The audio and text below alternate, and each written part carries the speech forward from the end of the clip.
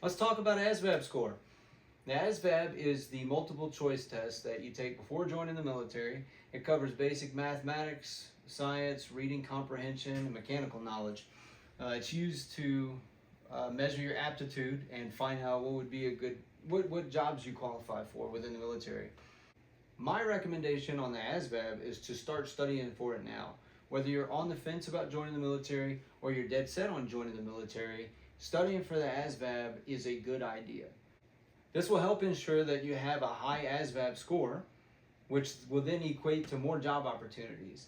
Essentially, the higher the ASVAB score, the more value you have as a candidate and the more leverage you will have in getting the MOS that you want. So speaking of MOSs, let's talk about MOS choosing versus what you're qualified for. So we hear a lot about MOS choosing and choosing the right MOS. First off, what's an MOS? It's a military occupational specialty. Always referred to as MOS, never MOS, MOS, MOOS, none of that stuff, all right? It's a MOS, and that's the job in the career field that you're joining. Each MOS has a code associated with it. So for instance, a combat medic, which is now called a healthcare specialist, is a 68W, 68 whiskey, right? A human resources specialist is a 42 alpha, 42A, 42 alpha. So that is, they have these codes associated with these jobs, and you learn them as you go and as you interact with different folks. So there is a limit to the career positions that you have, but if you study for the ASVAB, you go in, you crush the ASVAB, you have way more leverage in choosing an MOS when you join. That is to say that you studied for it and you did not rush into it. That would be my advice here. An example of rushing into it is there is an option to join when you're 17, and that is with a parent or guardian signature. So long story short, if a 17-year-old is ready to join and the parent or guardian is ready to sign, boom, they can sign. And that kid can join when they're 17. What that does is starts their contracted, enlistment, and in some cases there's a split train option. So a 17-year-old that's a junior in high school will take that summer before senior year and go to basic training. They'll go and get qualified. Technically they're a soldier. When they return, they do their senior year of high school, and then that next summer they go to advanced individual training for whatever MOS that they chose or were put into based on their ASVAB score. That's right. If you guys are cool doing that, then cool, but I wouldn't rush into it. I would take my time, study for the ASVAB, and then,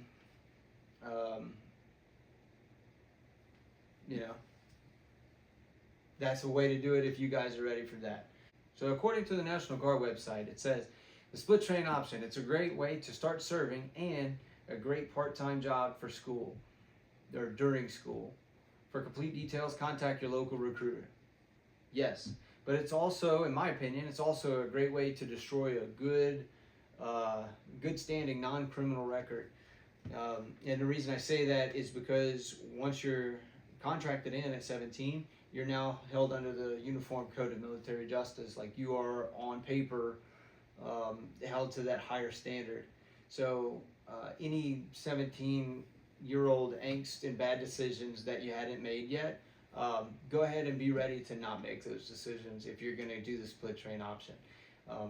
A lot of soldiers that do this and then they end up getting in trouble while, before they go to AIT or before they go to basic training after they sign the contract. Typically they don't make it through training and to the unit that they were going to. If this is your option, make sure you conduct yourself professionally and you're ready to do that.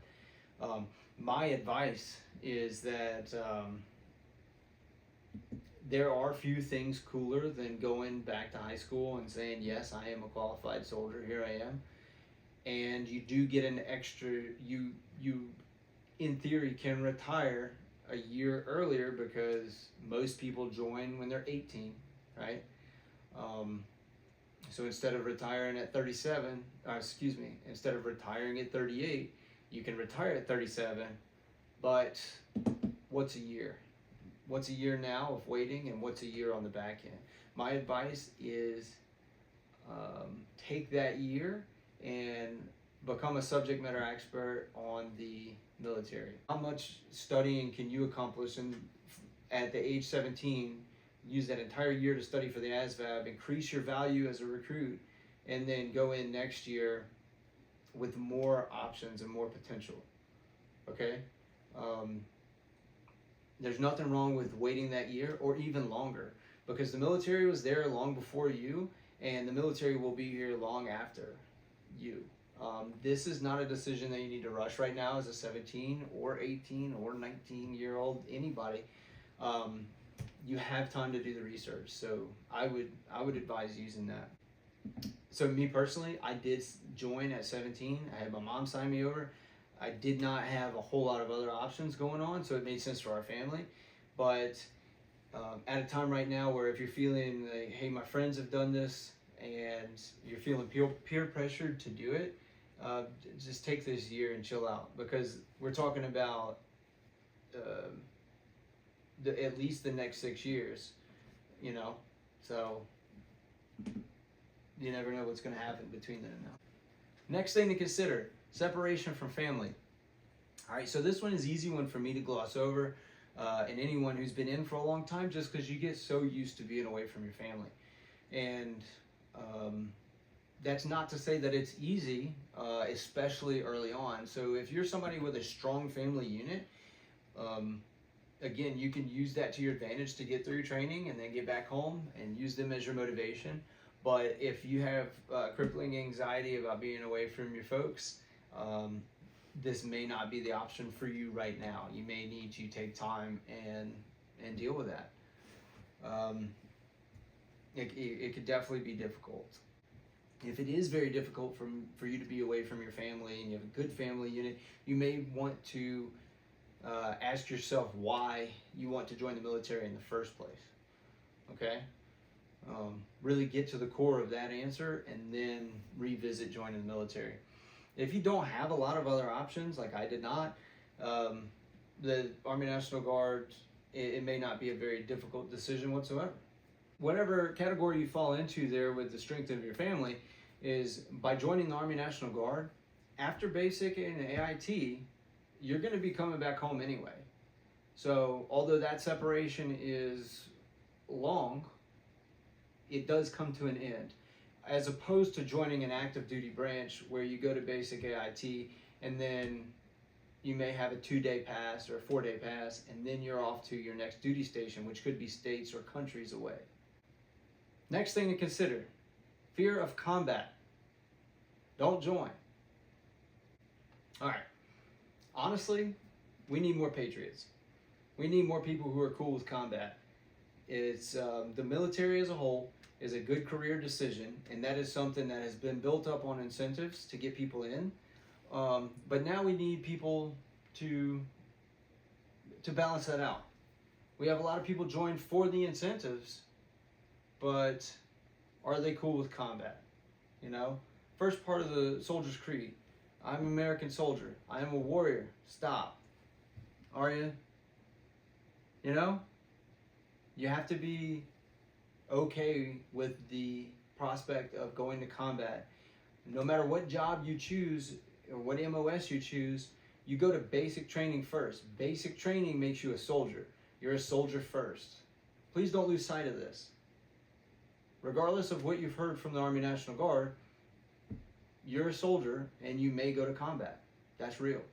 Recruits usually fall into two main categories, and that is people who join and want to go and get the military experience, especially they say they want to get combat experience.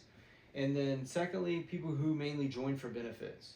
There's nothing wrong with either, but the people who join for benefits typically don't understand what they're doing. So these soldiers are usually go on to choose soft MOSs. And the problem with that is they're choosing an MOS that is not combat related in an attempt or a thought process of, oh, I won't have to deploy or I won't go to combat, but that couldn't be further from the truth. Your MOS will not save you from combat.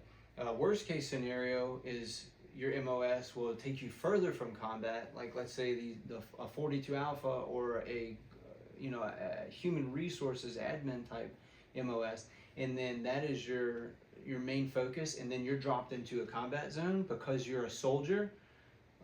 That's a huge reality shift. The best case scenario is to be a soldier in a combat MOS who is trained to do combat, as opposed to a soldier who is not trained in tactics and then you end up in a combat zone. It's unpleasant. For instance, on the civilian side, your goals may have been to become a registered nurse and work in a neonatal intensive care unit because you love babies and you want people to be taken care of. So you went and became a healthcare specialist, 68 whiskey, and then you finish your AIT, you're a bona fide healthcare specialist, and then your duty assignment is put in an infantry company. So you're now the medic for the infantry company.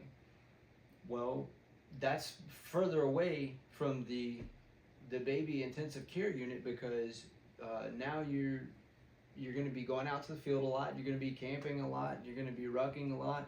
A lot is expected of a medic.